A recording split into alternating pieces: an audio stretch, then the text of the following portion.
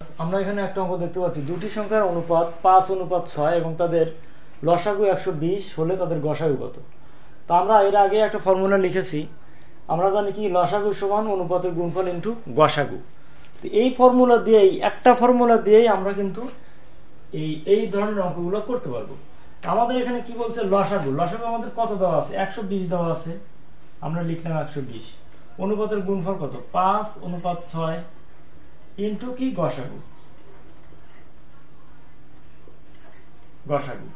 তাহলে পরের লাইন যদি আমরা লিখি, এই দুটা সংখ্যা এই নিচে 120 এর নিচে চলে আসবে, গসাগুটা এই পাশে থাকবে। তো আমরা একটু সাজাই লিখি, গসাগু সমান কি 120 এর নিচে কত আসবে, 5 আর 6।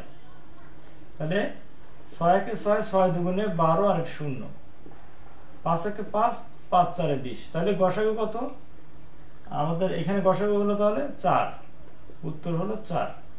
তাহলে অতএব গসাগু 4, এটাই আমাদের অঙ্কের অ্যান্সার। তো এইভাবে কিন্তু আমরা খুব সহজে এই ধরনের অঙ্কগুলোর রেজাল্ট বের করতে পারবো। আল্লাহ হাফেজ, আসসালামু আলাইকুম।